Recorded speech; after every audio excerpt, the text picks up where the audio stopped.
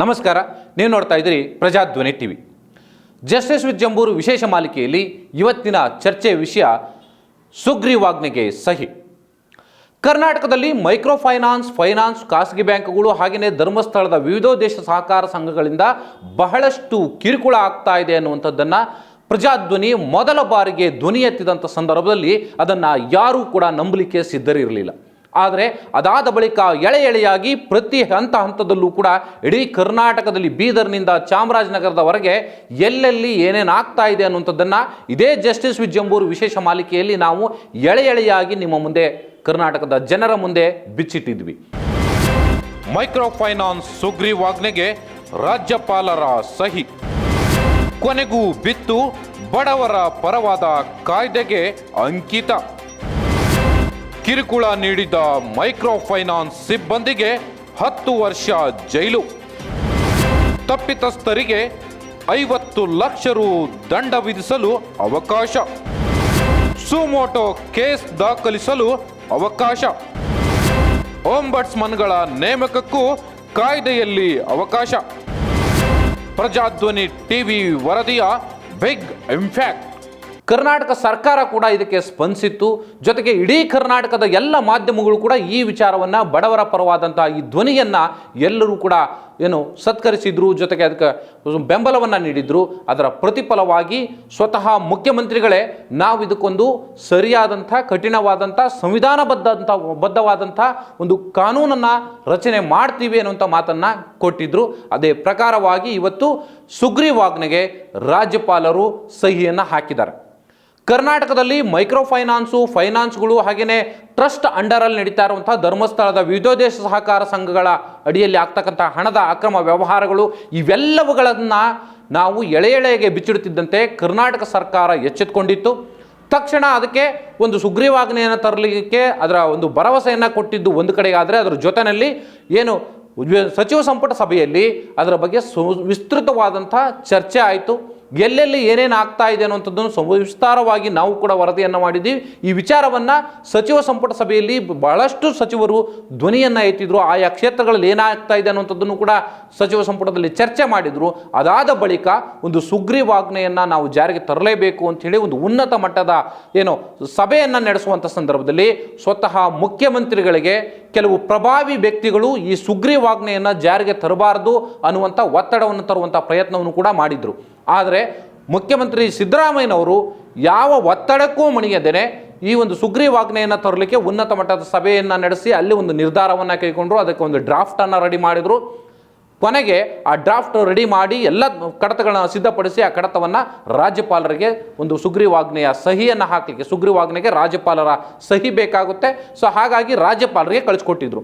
ಆದರೆ ಈ ಮಧ್ಯದಲ್ಲಿ ರಾಜ್ಯಪಾಲರ ಮೇಲೂ ಕೂಡ ಈ ಕೆಲವು ಪ್ರಭಾವಿ ವ್ಯಕ್ತಿಗಳು, ಕಾಣದ ಕೈಗಳು ಬಡವರ ವಿರುದ್ಧವಾದಂಥ ನಿಲುವುಗಳನ್ನು ತಾಳಿ ಇಲ್ಲಿ ಮೈಕ್ರೋ ಫೈನಾನ್ಸ್ಗಳು ಅಥವಾ ಬೇರೆ ಬೇರೆ ವಿವಿಧ ದೇಶ ಸಹಕಾರ ಸಂಘಗಳ ಒಂದು ಬೆಂಬಲಕ್ಕೆ ನೀವು ನಿಲ್ಲಬೇಕು ಅಂತ ಹೇಳಿ ರಾಜ್ಯಪಾಲರ ಮೇಲೂ ಕೂಡ ಒತ್ತಡ ತರುವಂಥ ಪ್ರಯತ್ನವನ್ನು ಮಾಡಿದರು. ಆದರೆ ಆ ಕಾರಣಕ್ಕಾಗಿ ರಾಜ್ಯಪಾಲರ ಕಡೆಯಿಂದ ಮತ್ತೆ ಕೆಲವು ಸಂಶಯಗಳಿದ್ದಾವೆ ಅನ್ನುವಂಥ ನೆಪದಲ್ಲಿ ಮತ್ತೆ ಅದು ಸರ್ಕಾರಕ್ಕೆ ಫೈಲು ವಾಪಸ್ ಬಂದಿತ್ತು, ಮೈಕ್ರೋ ಫೈನಾನ್ಸ್ ವಿಚಾರದ ಈ ಸುಗ್ರೀವಾಜ್ಞೆಯ ಫೈಲು. ಆದರೆ ಸರ್ಕಾರ ರಾಜ್ಯಪಾಲರು ಕೇಳಿರ್ತಕ್ಕಂಥ ಎಲ್ಲ ಪ್ರಶ್ನೆಗಳಿಗೂ ಕೂಡ ಸಮಂಜಸವಾದಂಥ ಉತ್ತರವನ್ನು ಕೊಟ್ಟು ಮತ್ತೆ ಆ ಫೈಲನ್ನು ರಾಜ್ಯಪಾಲರಿಗೆ ಕಳಿಸ್ಕೊಟ್ಟಿದ್ರು. ಸೊ ಅದರ ಪರಿಣಾಮ ರಾಜ್ಯಪಾಲರಿಗೂ ಕೂಡ ಅದು ಕನ್ವೆ ಆಗಿತ್ತು. ಇಡೀ ಕರ್ನಾಟಕದಲ್ಲಿ ಈ ಮೈಕ್ರೋ ಫೈನಾನ್ಸ್ಗಳು, ಖಾಸಗಿ ಕೆಲವು ಬ್ಯಾಂಕ್ಗಳು, ಜೊತೆಗೆ ಧರ್ಮಸ್ಥಳದ ಟ್ರಸ್ಟ್ ಅಂಡರಲ್ಲಿ ನಡೀತಾ ಇರುವಂತಹ ವಿವಿಧ ದೇಶ ಸಹಕಾರ ಸಂಘಗಳ ಈ ಕಿರುಕುಳದಿಂದ ಕರ್ನಾಟಕದಲ್ಲಿ ಬಹಳಷ್ಟು ಕಡೆಗಳಲ್ಲಿ ಮಹಿಳೆಯರು, ರೈತರು, ಕೂಲಿ ಕಾರ್ಮಿಕರು ಆತ್ಮಹತ್ಯೆ ಮಾಡಿಕೊಳ್ಳುವಂಥ ನಿರ್ಧಾರಕ್ಕೆ ಬಂದಾಗಿತ್ತು. ಸಾಕಷ್ಟು ಪ್ರಕರಣಗಳಲ್ಲಿ ಆತ್ಮಹತ್ಯೆಯನ್ನು ಕೂಡ ಮಾಡಿಕೊಂಡಿದ್ರು. ಸೊ ಆ ಎಲ್ಲ ವಿಚಾರಗಳನ್ನು ರಾಜ್ಯಪಾಲರ ಗಮನಕ್ಕೆ ತಂದು ಅದನ್ನು ಕನ್ವೆ ಮಾಡಿದ ನಂತರ ಈಗ ರಾಜ್ಯಪಾಲರು ಕೂಡ ಸುಗ್ರೀವಾಜ್ಞೆಗೆ ಸಹಿಯನ್ನು ಹಾಕಿ ರಾಜ್ಯ ಸರ್ಕಾರಕ್ಕೆ ಈಗ ಫೈಲನ್ನು ಕಳಿಸಿದ್ದಾರೆ.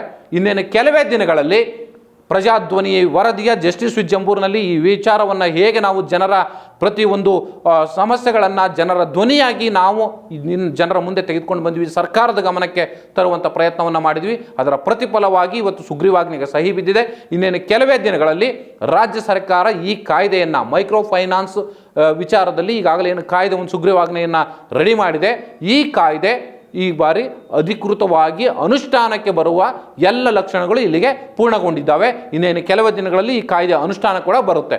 ಆದರೆ ಇಲ್ಲಿ ಕಾಯ್ದೆಯಲ್ಲಿ ಏನಿದೆ, ಸೊ ಇದರಿಂದ ಬಡ ಜನರಿಗೆ, ಕೂಲಿ ಕಾರ್ಮಿಕರಿಗೆ, ಜೊತೆಗೆ ಬಡವರ ಕಷ್ಟಗಳನ್ನು, ಅವರ ಅಸಹಾಯಕತೆಯನ್ನು ಬಂಡವಾಳ ಮಾಡಿಕೊಂಡು ತಮ್ಮ ಬದುಕಿನ ಬೇಳೆಯನ್ನು ಬೇಯಿಸಿಕೊಳ್ಳುವಂಥ 1 to 2 ಅಂದರೆ ಬಡ್ಡಿ, ಚಕ್ರಬಡ್ಡಿ ವಸೂಲಿ ಮಾಡುವಂಥ ಈ ಮೈಕ್ರೋ ಫೈನಾನ್ಸ್ಗಳು, ಜೊತೆಗೆ ಹಳ್ಳಿಗಾಡಿನ ಪ್ರದೇಶದಲ್ಲಿ ಮಹಿಳೆಯರನ್ನೇ ಗುರಿಯಾಗಿಟ್ಟುಕೊಂಡು ಏನು ಹಣದ ವ್ಯವಹಾರವನ್ನು ನಡೆಸುವಂಥ ಲಕ್ಷಾಂತರ ಕೋಟಿ ರೂಪಾಯಿ ಅಕ್ರಮ ಹಣಕಾಸಿನ ವ್ಯವಹಾರ ನಡೆಸ್ತಾ ಇದ್ದಂಥ ಈ ಧರ್ಮಸ್ಥಳದ ವಿವಿಧೋದ್ದೇಶ ಸಹಕಾರ ಸಂಘಗಳ ವಿಚಾರದಲ್ಲೂ ಕೂಡ ಈಗ ಫುಲ್ ಬ್ರೇಕ್ ಬೀಳುವಂಥ ಕೆಲಸ ಆಗಿದೆ.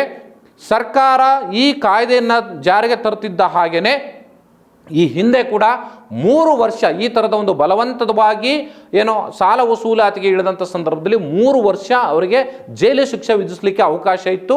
ಆದರೆ ಈಗ ಬರ್ತಕ್ಕಂಥ ಕಾಯ್ದೆಯಲ್ಲಿ 3 ವರ್ಷ ಅಲ್ಲ, 10 ವರ್ಷ ಒಂದು ಈ ಕಾಯ್ದೆಯ ಮೂಲಕ ಶಿಕ್ಷೆಯನ್ನು ವಿಧಿಸಲಿಕ್ಕೆ, ಅಂದರೆ ಅವರಿಗೆ ಜೈಲಿನಲ್ಲಿ ಇಡಲಿಕ್ಕೆ ಅವಕಾಶ ಈಗ ರೂಪಿಸಲಾಗಿದೆ. ಜೊತೆಗೆ ಈಗಾಗಲೇ ಈ ಥರದ ಒಂದು ಕಾಯ್ದೆ ಅಂತ ಒಂದು ಈ ಮೈಕ್ರೋ ಫೈನಾನ್ಸ್ಗಳಿರ್ಬೋದು ಅಥವಾ ಫೈನಾನ್ಸ್ಗಳಿರ್ಬೋದು ಅಥವಾ ಖಾಸಗಿ ಬ್ಯಾಂಕ್ಗಳಿರ್ಬೋದು ಅಥವಾ ವಿವಿಧ ದೇಶ ಸಹಕಾರ ಸಂಘಗಳಿರ್ಬೋದು, ಇವು ಯಾವುದೇ ಇರಲಿ, ಬಡವರನ್ನು ಸುಲಿಗೆ ಮಾಡಲಿಕ್ಕೆ ನಿಂತಹ ಸಂದರ್ಭದಲ್ಲಿ ಅವರಿಗೆ ಏನು ರಾತ್ರಿ ಹೋಗಿ ಧಮಕಿಗಳನ್ನು ಹಾಕುವಂಥದ್ದು, ಕೊಲೆ ಬೆದರಿಕೆಗಳನ್ನು ಹಾಕುವಂಥದ್ದು ಅಥವಾ ಧಮಕಿ ಹಾಕಿ ಹಣ ವಸೂಲಿ ಮಾಡುವಂಥದ್ದು, ಅವರ ಅಸಹಾಯಕತೆಯನ್ನು ಬಳಸಿಕೊಂಡು ತಮ್ಮ ಬೇಳೆ ಬೇಯಿಸಿಕೊಳ್ಳಲಿಕ್ಕೆ ಯಾರಾದರೂ ಮುಂದಾದರೆ ಅವರಿಗೆ 50 ಲಕ್ಷದವರೆಗೆ ದಂಡ ವಿಧಿಸಲಿಕ್ಕೂ ಕೂಡ ಇಲ್ಲಿ ಅವಕಾಶ ಇದೆ. ಸೊ ಕ್ರಿಮಿನಲ್ ಆಕ್ಟಿವಿಟೀಸ್ಗಳನ್ನು ನಡೆಸಿದರೆ ಮುಲಾಜಿಲ್ಲದೆ 10 ವರ್ಷ ಅವರಿಗೆ ಜೈಲಿಗೆ ವಿಧಿಸಲಿಕ್ಕೆ ಕಾನೂನಿನಲ್ಲಿ ಅವಕಾಶ ಇದೆ. ಸೊ ಹಾಗಾಗಿ ಇನ್ನು ಮೇಲೆ ದಯಮಾಡಿ ಯಾರೂ ಕೂಡ ನಾವು ಈ ಕಾರ್ಯಕ್ರಮದ ಮೂಲಕ, ಜಸ್ಟಿಸ್ ವಿಜಯಂಬೂರು ಕಾರ್ಯಕ್ರಮದ ಮೂಲಕ ಇಡೀ ಕರ್ನಾಟಕದ ಜನತೆಗೆ, ಅಸಹಾಯಕರಿಗೆ, ದೀನದಲಿತರಿಗೆ, ರೈತರಿಗೆ, ಕೂಲಿ ಕಾರ್ಮಿಕರಿಗೆ, ಮಹಿಳೆಯರಿಗೆ ನಾನು ಕೇಳ್ಕೊಳ್ಳುವಂಥದ್ದು, ಕೈ ಮುಗಿದು ಕೇಳ್ಕೊಳ್ತೀನಿ, ಆತ್ಮಹತ್ಯೆಯಂಥ ನಿರ್ಧಾರಕ್ಕೆ ನೀವು ಯಾರು ಹೋಗಬೇಡಿ.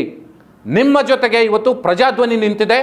ಪ್ರಜಾಧ್ವನಿ ಆರಂಭದಿಂದಲೂ ಕೂಡ ಈ ಕಾರ್ಯಕ್ರಮ, ಜಸ್ಟಿಸ್ ವಿಜಯಂಬೂರು ಕಾರ್ಯಕ್ರಮವನ್ನು ಶುರು ಮಾಡಿದಾಗಿಂದ ಕೂಡ ಕರ್ನಾಟಕದ ಜನರ, ಕೂಲಿ ಕಾರ್ಮಿಕರ, ದೀನ ದಲಿತರ ಒಂದು ಸಮಸ್ಯೆಗಳನ್ನು ಎಳೆಯಾಗಿ ನಿಮ್ಮ ಮುಂದೆ ಬಿಚ್ಚಿಡುವಂಥದ್ದು, ಯಾವುದೇ ಸಮಸ್ಯೆಗಳಾಗಿರಲಿ ಅವುಗಳನ್ನು ನಿಮ್ಮ ಮುಂದೆ ಬಿಚ್ಚಿಡುವಂಥ, ಜೊತೆಗೆ ಅವುಗಳಿಗೊಂದು ಪರಿಹಾರ ಕಂಡುಕೊಂಡು ಹಿಡಿಯುವಂಥ, ಅವರಿಗೆ ಆ ಬಾಳಿಗೆ ಒಂದು ಬೆಳಕನ್ನು ನೀಡುವಂಥ ಕೆಲಸವನ್ನು ಪ್ರಜಾಧ್ವನಿ ಈ ಜಸ್ಟಿಸ್ ವಿಜಯಂಬೂರು ಕಾರ್ಯಕ್ರಮದ ಮೂಲಕ ಮಾಡ್ತಾ ಬಂದಿದೆ.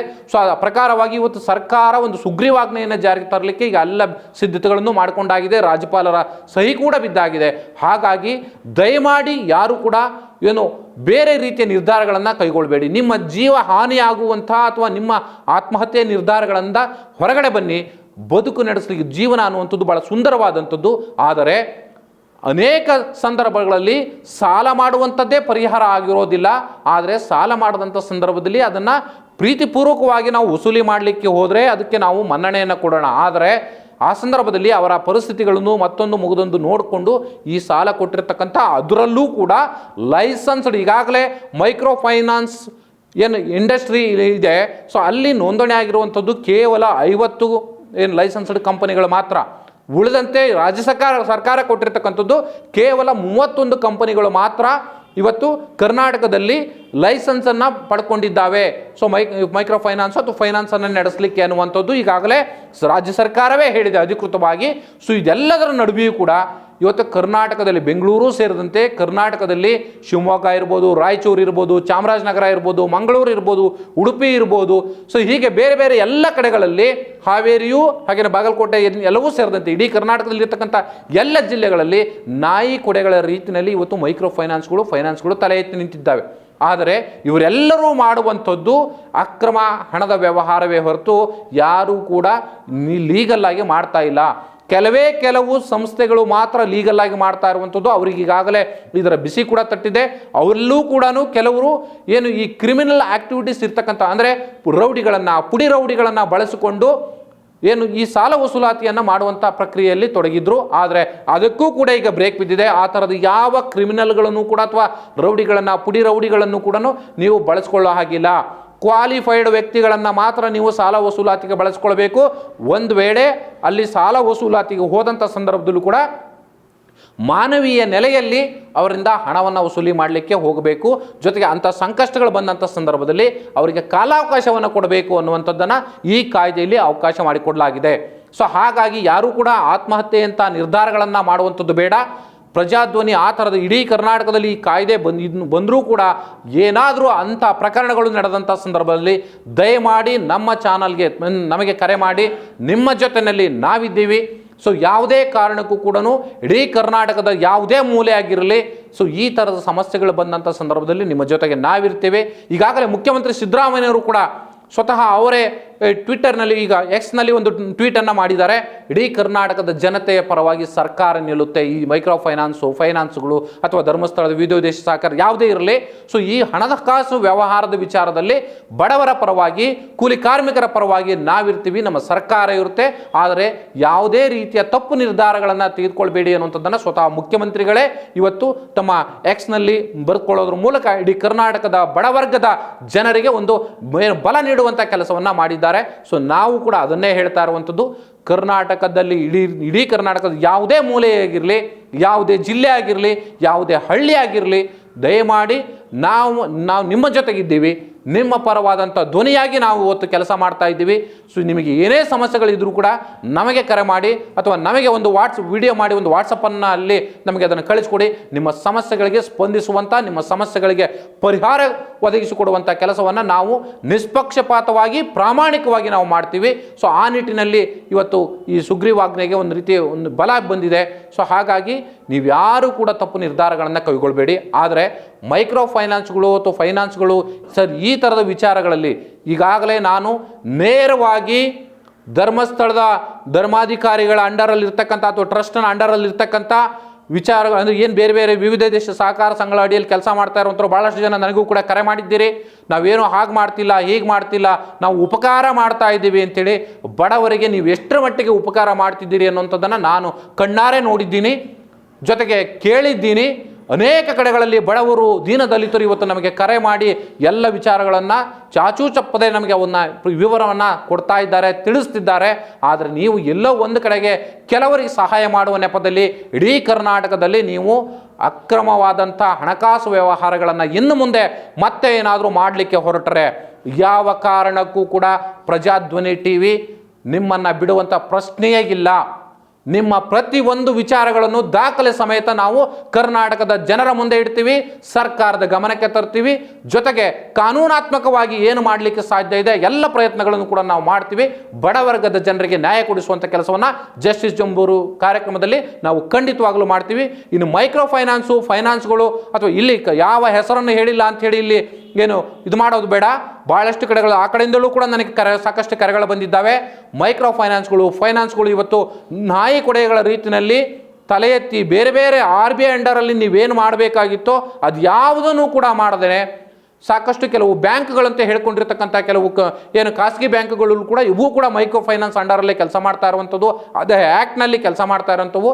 ಸೊ ಇಲ್ಲೂ ಕೂಡ ಸಾಕಷ್ಟು ಸಮಸ್ಯೆಗಳಿದ್ದಾವೆ. ಆದರೆ ಇನ್ನು ಮುಂದಿನ ದಿನಗಳಲ್ಲಿ ಯಾವುದೇ ಹಣಕಾಸು ವ್ಯವಹಾರಗಳಿದ್ದಂಥ ಸಂದರ್ಭದಲ್ಲಿ ಬಡವರ ಮನೆಗೆ ನೀವೇನಾದರೂ ರಾತ್ರಿ ಹೋದರೆ, ಅವರಿಗೆ ಧಮಕಿ ಹಾಕುವಂಥ ಕೆಲಸವನ್ನು ಮಾಡಿದರೆ, ಅಥವಾ ಅವರಿಗೆ ದಬ್ಬಾಳಿಕೆಯನ್ನು ಮಾಡಿ ಹಣ ವಸೂಲಿ ಮಾಡುವಂಥ ಕೆಲಸವನ್ನು ಏನಾದರೂ ನಮ್ಮ ಕಣ್ಣಿಗೆ ಬಿದ್ದರೆ ಅಥವಾ ನಮಗೆ ತಿಳಿದು ಬಂದರೆ ಖಂಡಿತವಾಗಲೂ ಕೂಡ ಇಲ್ಲಿ ಸಂಬಂಧಪಟ್ಟಂಥ ಏನು ಆಯಾ ಪೊಲೀಸ್ ಠಾಣೆಯ ವ್ಯಾಪ್ತಿಯಲ್ಲಿ ಇರ್ತಕ್ಕಂಥ ಇನ್ಸ್ಪೆಕ್ಟರ್ ಇರ್ಬೋದು ಅಥವಾ ಸಬ್ ಇನ್ಸ್ಪೆಕ್ಟರ್ ಇರ್ಬೋದು, ನೇರವಾಗಿ ಸುಮೋಟೋ ಕೇಸನ್ನು ಮಾಡಲಿಕ್ಕೆ ಅಥವಾ ದಾಖಲು ಮಾಡಿಕೊಂಡು ಅವ್ರ ಮೇಲೆ ಏನು ಕ್ರಮವನ್ನು ಕೈಗೊಳ್ಳಲಿಕ್ಕೆ ಈ ಕಾಯ್ದೆಯಲ್ಲಿ ಅವಕಾಶ ಇದೆ.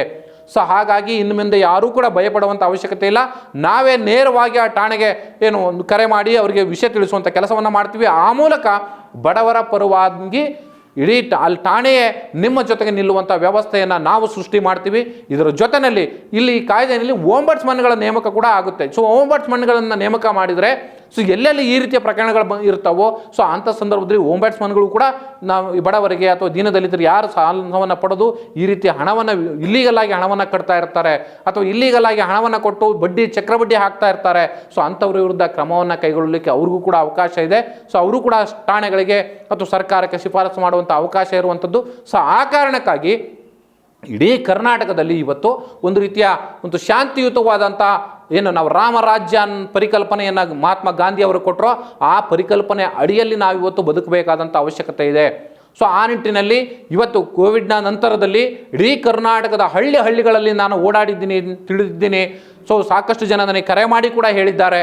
ಆದರೆ ಕೋವಿಡ್ನ ನಂತರದ ದಿನಗಳಲ್ಲಿ ಬದುಕು ಬಹಳಷ್ಟು ದುಸ್ತರವಾಗಿದೆ, ಬಡವರ ಬದುಕು ಬಹಳಷ್ಟು ದುಸ್ತರವಾಗಿದೆ. ಇವತ್ತು ಹಳ್ಳಿಗಳಲ್ಲಿ ಅನೇಕ ಯುವಕರು ಇವತ್ತು ಕೆಲಸ ಮಾಡಲಿಕ್ಕೂ ಕೂಡ ಅಲ್ಲಿ ಅವಕಾಶ ಇಲ್ಲದೇ ನಗರ ಪ್ರದೇಶಗಳಿಗೆ ಬಂದು ಇಲ್ಲಿ ಗಾರ್ಮೆಂಟ್ಸ್ಗಳಲ್ಲೋ ಅಥವಾ ಯಾವುದೋ ಫ್ಯಾಕ್ಟ್ರಿಗಳಲ್ಲೋ ಕೂಲಿ ನಾಲಿ ಮಾಡಿ ಕಾರ್ಮಿಕರಾಗಿ ಬದುಕುವಂಥ, ರೈತರಾಗಿದ್ದು ಇಲ್ಲಿ ಕಾರ್ಮಿಕರಾಗಿ ಬದುಕುವಂಥ ವಾತಾವರಣವನ್ನು ಇವತ್ತು ಸೃಷ್ಟಿ ಮಾಡಿಬಿಟ್ಟಿದೆ. ಸೊ ಅದು ಸರ್ಕಾರಗಳು, ಅವತ್ತಿನ ಸರ್ಕಾರ ಮಾಡಿರ್ತಕ್ಕಂಥ ಕೆಲವು ತಪ್ಪುಗಳಿಂದಲೂ ಕೂಡ ಈ ಥರದೊಂದು ವಾತಾವರಣ ನಿರ್ಮಾಣ ಆಗಿರುವಂಥದ್ದು. ಆದರೆ ಇಲ್ಲಿ ನೇರವಾಗಿ ನಾನು ಹೇಳುತ್ತಾ ಇರುವಂಥದ್ದು, ದಯಮಾಡಿ ನಿಮ್ಮ ಕುಟುಂಬಗಳನ್ನು ಒಂದು ರೀತಿ ಏನು ಸೌಖ್ಯಯುತವಾಗಿ ಖುಷಿಯಿಂದ ಇಟ್ಕೊಳ್ಳಿಕ್ಕೆ ಏನು ಸಾಧ್ಯ ಆಗುತ್ತೆ, ಸೊ ಆ ಪ್ರಯತ್ನವನ್ನು ಮಾಡಲೇಬೇಕಾಗಿದೆ. ರೈತರು ಇವತ್ತು ನಗರ ಪ್ರದೇಶಗಳಿಗೆ ಬಂದು, ರೈತರ ಮಕ್ಕಳು ರೈತರು ಇವತ್ತು ನಗರ ಪ್ರದೇಶಗಳಿಗೆ ಬಂದು ಇಲ್ಲಿ ಕೂಲಿ ನಾಲಿ ಮಾಡುವಂಥ ಅಥವಾ ಯಾವುದೋ ಕಾರ್ಖಾನೆಗಳಲ್ಲಿ ಕೆಲಸ ಮಾಡುವಂಥ ಕೂಲಿ ಕಾರ್ಮಿಕರಾಗಿ ಕೆಲಸ ಮಾಡುವಂಥ ಅನಿವಾರ್ಯತೆ ಇವತ್ತು ಸೃಷ್ಟಿಯಾಗಿದೆ. ಸೊ ಹಾಗಾಗಿ ಕೋವಿಡ್ ನಂತರದ ಬದುಕು ಬಹಳಷ್ಟು ದುಸ್ತರ ಅನ್ನುವಂಥದ್ದು ನಮಗೆಲ್ಲರಿಗೂ ಕೂಡ ಚೆನ್ನಾಗಿ ಗೊತ್ತಿದೆ. ಆ ಕಾರಣಕ್ಕಾಗಿ ಕನಿಷ್ಠ ಪಕ್ಷ ನಾವು ಮಾನವೀಯತೆಯಿಂದ ನಡೆದುಕೊಳ್ಳುವಂಥ ಕೆಲಸವನ್ನು ನಾವು ಪ್ರತಿಯೊಬ್ಬರೂ ಕೂಡ ಮಾಡಲೇಬೇಕಾಗುತ್ತೆ.